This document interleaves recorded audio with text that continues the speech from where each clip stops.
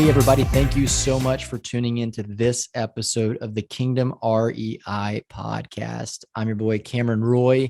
My wonderful host, Ellis, could not make it this episode, so I will be taking us on this journey. Got a great guest on today. Excited to talk about her calling, her passion, her skills, her story to inspire you in a way, hopefully, that's helpful. This is April Crossley. April, how are you today? I'm great. Thanks for having me. Most certainly. We're glad to have you here. April, why don't you go ahead? I like to just do this with guests so we can get a little bit more familiar with you. Why don't you give us the, 1 to 2 minute, 30,000 foot view of who you are? Sure. So I started investing back in 2004 after I picked up a book. I was in healthcare. So I worked in healthcare for 13 years, retired from that 9 years ago because I was flipping enough houses to replace my income, and healthcare was just going in a different direction than what I wanted to go. It became more about business and less about people and being able to spend time with my patients. So retired from healthcare, had big concerns that I was making the wrong decision based on who I am at my core, meaning I felt like I couldn't help people. Like I went from healthcare to real estate, which to me was helping, and then going to a business. And I wasn't business minded, and I thought business is making money and how am I going to help people? And I quickly learned that I actually got to help way more people. I felt like by running my own business. So I had to have a little bit of a mindset shift there when I left healthcare. I thought I would be very unfulfilled moving into real estate investing. So we have our flipping company. We hold a bunch of small multifamily apartment buildings in our local market in Pennsylvania. And then I have co-GP'd on some syndications and raised capital for those and bought a mobile home park. And now my word for 2022 was impact. So I'm super passionate about impact investing and like making sure that people on my team and everything we're doing, from like buying the mobile home park to now we're buying some shared affordable housing down in Tennessee, is really like having an impact on communities, and that we're not just like, for example, buying a mobile home park and increasing rents. Like we're buying a mobile home park, going in, sitting down with each resident and saying, we want to make sure you can afford this rent. And if you feel like you can't, we want to provide you with resources so that you can. So making sure people have clean, affordable, safe housing is really my passion right now. Love it. Tell me about the healthcare industry that you came out of. What were you doing? I'm just curious. My wife, she's a labor and delivery nurse, and Okay. I know a little bit about the healthcare world from her, not so much, but what were you doing in the healthcare world? So I was a respiratory therapist. I worked in intensive care with people on life support machines, or ventilators, they're called. We heard a lot about that with the whole COVID-19 thing. So that's what I did in the healthcare industry. So as I'm sure your wife can tell you, it's a lot of long hours and unpredictable. You never know what's going to come in or what you're going to be dealing with next. And yeah, it's an intense job. I have a lot of respect for people that work in healthcare. Yeah, it especially, coming through a post-COVID world or COVID world, like it just seemed like her job had a whole new meaning and description when COVID hit. So you were in healthcare doing that for 13 years. And you said 9 years ago, you quit that because your flip business was able to sustain you financially. Is that correct? Yeah. So we were flipping enough houses for 3 years in a row that I decided to exit healthcare because I was kind of going to my job every day and crying because I just felt like I couldn't take care of my patients the way I wanted to. And my husband just said to me one day, if you put as many hours and as much energy as you do into this job and healthcare, into real estate, you could really be successful at that. And I just had kind of lost my heart for the healthcare thing, the way it was going. So exited that. How did you guys get into house flipping? When did that, venture pick up in your life? So back in 2004, I picked up a book. I was in school for my master's degree. I picked up a book about real estate that my husband had laying around and started reading it. My husband had 2 small rental properties at the time. And that book led to me dropping out of my master's program and to us taking a real estate investing course, one of the like big guru courses, all they really talk about in those courses is flipping houses. I didn't really know anything else. I didn't know about private lending. I didn't know about owning rentals really, except the two my husband owned, which I didn't really grasp. He understood it, but I didn't. So all you heard about was flipping houses. So that's how we started. Like I started doing off market mailings and we started flipping houses and then started buying some small multifamily. Yeah, I've been in a few guru sessions in my journey in real estate, and they can be very tempting and persuasive to, sign up, write your name on the dotted line, give the money, and learn how to retire on a beach in 3 years. Yes. I haven't met that person who's accomplished that yet, though. Me either. Still looking. So, okay, that's great. And did you guys just bootstrap this yourself? I mean, you said you're doing a volume enough to, quit, or did you have to hire people to automate some systems, or No. What was the stress like? Yeah, stressful. I mean, it wasn't like it is in today's environments. We're talking back in 2004. I definitely think the real estate investing game now is way different than it was back then. So I was doing all the marketing. We were overseeing all our flips by ourselves. I was kind of like just solopreneur. Even after I left my healthcare job, I was pretty much a solopreneur with no team until the day I kind of hit a wall and was like, I'm quitting. I'm not doing this anymore. I don't want to do it. I'm so tired. Everybody said this would be so great. I'd be financially free. It would be amazing. And I work harder now than I've ever worked before. And a friend of mine was just like, you don't have to quit. You're just doing it wrong. Like you need to get into a mastermind group. You need to get around people that can help guide you and lead you and show you how to put systems in place and do it more efficiently. And then that's when I started bringing on partners. Yeah. This is a team sport, definitely. And yes. The quicker you learn that, the better you are. I mean, there's a saying I like a lot. People will say, well, you can run faster together, further alone. In this business, you can just go faster and further together. Yeah. And the quicker you join hands with people who complement you and your skills and are aligned with, you can move at some serious speed. Yes. But there's just such a temptation when you don't know what you're doing at the beginning to, maybe feel inadequate. Like, why would I ask him to help me? I'm such a newbie, such a rookie. Like, I need to get some skills and some experience under my belt. Then people want to partner with me. When in reality, it's like, well, there's probably a lot of people willing to partner with you if you would just add value in one capacity to the deal. Yeah. Figure out where you could add some value, double down on that, and then bring in the skills of the other people that you're lacking. You can move so much quicker. Yeah. Okay. So what was life like when you quit healthcare? I mean, you said you learned quickly that you could help a lot of people, realizing, your efforts through real estate. But at the beginning, I can imagine, every day you're saving and preserving life, and you quit that and you have a passion and desire to help people. What was the feeling? Just like, all I'm going to be doing is helping myself if I get successful in business, and everybody else would just be left in the dirt. What was that feeling like? So when I left, it was lonely because my people I worked with in healthcare were like my tribe. You worked around the same people every day, and I lost that. So I was going to meetup meetings and trying to meet people, and then just created a meetup meeting in my local market, and brought in people to speak and talk and kind of met people that way. And I really felt like it's okay. I'm going to build this business. I can make great money. I can still donate money, support the charities I like to support. But that was kind of all that I could see until I really started digging in deep with sellers and realizing that the type of sellers we're buying from in a flip business, people that are selling their house cash at a discount are selling it at cash at a discount for a reason. I mean, they need an ear to bend. They need someone that's going to listen to them. They need help, lots of help.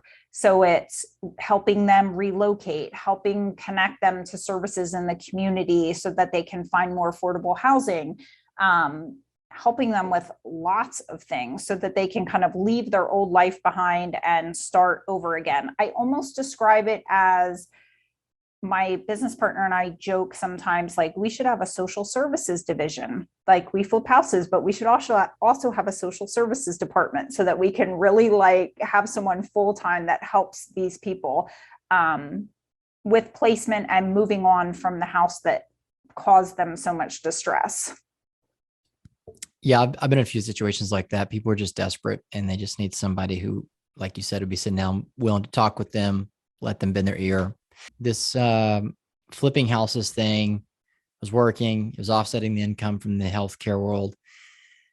And did you go to like some other guru who told you, hey, flipping houses for the chumps, multifamily, large scale real estate, that's where it's at. So here's how you do that. How did you make the transition? Where did that come from? Yeah, no, we bought a 6 unit, and I don't even remember how that came about. That was back in 2005, I believe. And we actually bought that with my father-in-law, which turned out to be amazing. He didn't understand it at the time, but now in retirement, it's providing income for him and he loves it because he worked at kind of a low-paying factory job. So he doesn't get a lot from his retirement. So he's really loving in hindsight that we did that together, and we're loving it too. And we bought a bunch of single family homes and then some other small multi-units that we started finding via marketing. It wasn't really, I didn't take a course. We just started holding stuff, buying and holding stuff. We didn't buy a lot during the 06, 07, if people were investing then, the height of the market. And then after the bubble burst, we started buying a whole bunch of rental property to hold on to. Did you, whenever that happened, after the market kind of busted and deals were being sold for pennies on the dollar, how did you guys acquire that? Was that your own capital? Did you bring in LPs? Was your father-in-law like, here's all my retirement money, go buy some deals? No, it was with a private money lender. We had a private money lender, and it was the same private money lender we had when we did our first flip. So we've always used private money. We've never used any of our own money. Now we private lend ourselves, but back when we started, we didn't even have money to use. We actually found our first flip project, took it to a guy that was flipping in our area, and we were like, we think we have a great deal, but we have no money to do this. And he joint ventured with us. He brought the money, we brought the deal, we split the profit at the end. And then that private money lender approached us and was like, if you can use my money, keep my money busy, I'd like to lend you more money. So he was our sole private money lender for a long time. This is the whole thinking bigger thing. I wasn't really being coached. I was in a guru program, but they don't spend a lot of one-on-one time with you or a coach you, or it's not like a mastermind. And so I couldn't think bigger, like, hey, if I get more private money lenders, I can do more deals. So I just had this one private money lender, and I could do 3 or 4 flip projects a year with him. I knew that was enough to get me out of my job. And so that's how we started. And we did the BRRRR strategy with all of our rental properties or seller financing. How many houses did y'all do that with, seller financing? So I'd probably say not a ton. We did a 4-unit like that, an 8-unit, a single family home. And these were all off market. You were getting them through wholesaling? I was doing my own mailings, like my own that's right. mail. Talk to me too about this. You're in Pennsylvania, correct? Mm-hmm, yes. But you guys are heavily focused on some cool affordable housing opportunities in Tennessee. Is that right? Yes. Mm-hmm. All right. Tell us about that. What are you guys doing in Tennessee, and how did that opportunity even come about? Yeah. So it's crazy. I started learning more about private money. Then I became a private money lender. Then I started talking to other people about private money. So the point of me telling you that is I was asked by a coach to speak to her students in Tennessee. She's located in Tennessee, about private money and how to find private money and how to work with private money lenders. So I would fly to Tennessee and speak to her group. And I went down there a few times, and I was always in East Tennessee, and I would do it for free. Like, I'm just going to go and I'm going to give, and I'm passionate about this, and I don't know what's going to come of it. And when I was there, I met my now business partner in Tennessee. And how I met her was she was at one of these events, and somehow we got in this conversation about how real estate's great. You can flip houses and buy multifamily, make a ton of money. That's great. But what are you really doing? And what are you super passionate about? And I was telling her, I'm really feel like I want to build affordable housing or buy affordable housing or something. And she was like, get in my car. It was the day I had to leave for the airport. She's like, get in my car. I'll drop you off at the airport after we go, but we're going to tour these Clayton modular homes that they're building this affordable community in Tennessee. And I was like, no way. So ever since then, I was like, we are on the same path.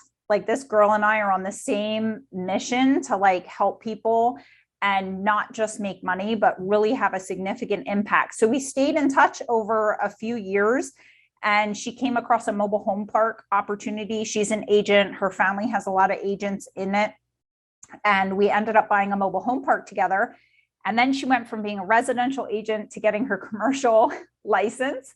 And someone in her office was talking about these houses, how there's like these houses, they used to be used for disabled adults, and this guy's going to sell them. And she overheard this conversation and was like, I have someone that wants to buy stuff like that. Like April and I bought this mobile home park, and she talks about buying stuff like this all the time. We didn't know how to make it happen. Like we're really interested. And so now we're supposed to close on 2 this month, 2 more next month. It'll be a total of 6 that we close on. And those are the mobile home parks? These are, so we bought a mobile home park, a 22 pad mobile home park, and that was a super cool experience. I learned a lot there, and I love that park. These are houses, like individual houses that are meant for shared housing. So they were built for disabled adults. So they're all handicap accessible. And they have big common area kitchens, common area living spaces, and then 4 really huge bedrooms, because the bedrooms were meant to be shared. And each bedroom has its own huge handicap accessible bathroom. And the guy that built them got grants to build them. And now he's moving on and building new ones with new grants, like not far away, still in the same market. And he's selling these old ones, and we are going to buy them. And we're working with the local senior programs and some other nonprofits in the area that are in need of affordable shared housing, which we first thought we're definitely going to work with senior programs. And then once you start talking to all the different services in the area, it's like this whole world just opens up of this need for everything, like children aging out of foster care and seniors that are homeless. Like in this one county, there's 30 homeless seniors on the street. And when I was talking to the senior program manager, she was saying, you know, if you open these houses, we're going to be able to get all 30 seniors off the streets. And I literally just burst into tears. Like there's a need for all kinds of different housing for different people that's affordable. Absolutely. How are you guys funded to do that then? Because that would be a pretty risky asset, I assume, for a lender, right? We're getting financing through a bank down there. The tricky part is keeping the rents affordable. So the tricky part's being able to buy the house at the asking price.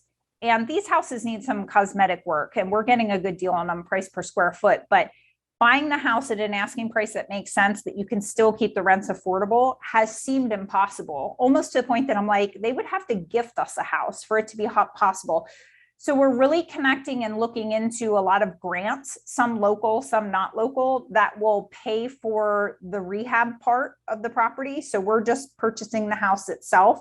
And then grants are paying for furnishings, rehab, everything like that, so that we can keep the rents affordable. Okay. Makes sense. Yeah. And I mean, best of luck on all getting those grants. I know they'll be helpful and useful. How did you discover, or I guess get clarity, maybe is the question, on maybe God's call for you in this business venture of yours? I feel like a lot of people may not know a very specific detail about God, what God wants them to do in their space to help people or their tenants or their investors beyond just being a good steward of the resources they've been given. There's nothing wrong with that, but it seems to me like you have a very dialed in passion, very specific to seniors who need a roof over their head and trying to get creative in a way to provide for that. Like, how did that clarity come to you? I think it comes from a lot of things. So working in healthcare, obviously I worked with a lot of seniors, and I can't explain to you why, but seniors are my jam. Like if I had my choice, I would, between going to a bonfire with my friends or going to a bonfire, hanging out with people that are 65 plus, I would be at the senior bonfire. That's That's awesome. where I would be. I just love seniors. So I always just have gotten along with them really well. My grandmother was a huge part of my life. She passed away last year of COVID, but I had such a strong connection with my grandmother, and she was 91 when she passed away, and she was losing her eyesight. So I would take her grocery shopping and take care of her and help her with all her stuff around the house and drive her to her doctor's appointments. And I did that for years. So I became very close to my grandmother and saw if my grandmother couldn't stay in her home, where could she go and what could she afford? And it's either really high end senior housing options or a nursing home that's paid for by like Medicaid that's in terrible condition. And to me, the patients just aren't taken care of very well. So that was always in the back of my mind while taking care of my grandmother. So a strong connection just to knowing about seniors and being passionate about helping people like my grandmother. I just don't think a lot of people advocate for seniors. And then honestly, when I look back at my whole journey in real estate investing, it sounds, to some people, this might sound super cheesy or super crazy, but I always chase what brings me joy. And that's how I find my path. So if something doesn't fulfill me and bring me joy, I get bored of it very easily. I just don't chase it anymore. So when I was going to Tennessee and teaching, and I'm paying for my flight and I'm paying for my hotel and I'm not getting paid to teach and everything's free, a lot of people are like, that's crazy. Why would you do that? That's crazy. Why would you do that? I'm like, it brings me joy. I love it. Like, I love helping people. I love teaching people. I love connecting with people. It brings me joy. So I'm not going to stop doing it because I love it. So I would go and do that. And like, when I worked in healthcare, it brought me joy. And I feel like that's where I connected with a lot of seniors. And so I honestly chase what brings me joy. I don't do necessarily what other people do. I could say, I'm going to be a syndicator and just learn about syndication. This is all I'm going to do. And I've raised capital for syndicators. I've done it 3 times. And I'm like, that's great. That was kind of boring. Doesn't bring me a lot of joy. Don't really think I'm going to keep doing that. So overall, I would say that's how I found my path and what my calling really is. I'm curious. I wrote a book called Choose Joy. How do you Oh, define? really? Yeah. How do you define joy? Is it only pursuing things that make you happy or give you peace at night? Like when you say I only chase things that bring me joy, what do you mean by the word joy? I feel like things that it's a feeling in my heart and it's a feeling in my stomach that I can't explain. It has nothing to do with up here at all. I really feel this sense of fulfillment and like I'm just being literally pulled by my heart in that direction. I pray for everyone that they feel that someday. Amen.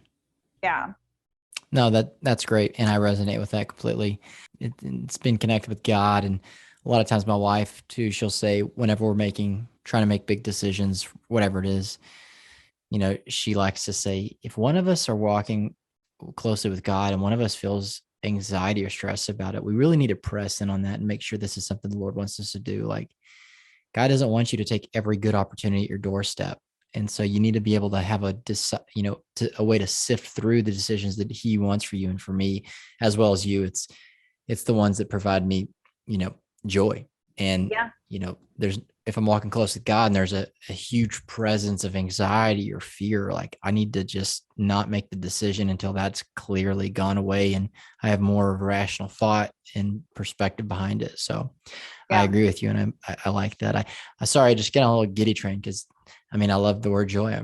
I didn't even know you wrote that book. And I don't, even with the houses in Tennessee, it is such a challenge to break into this space of affordable housing. And there's so many questions we don't have answered yet.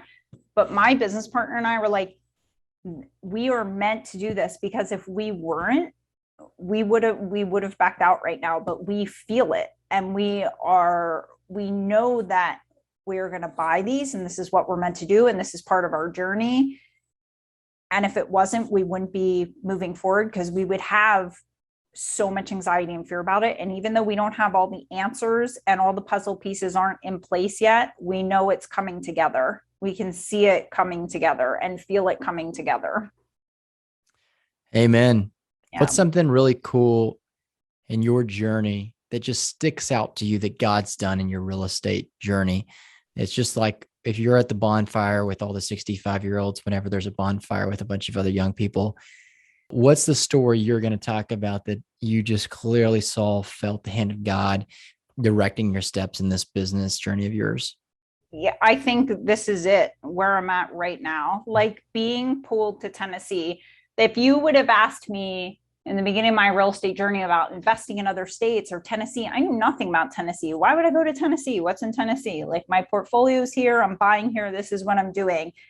Not knowing why I'm going to Tennessee, going to teach in Tennessee, then meeting my business partner there and knowing that we are truly aligned and that massive major things are going to come out of us working together because we have the same vision.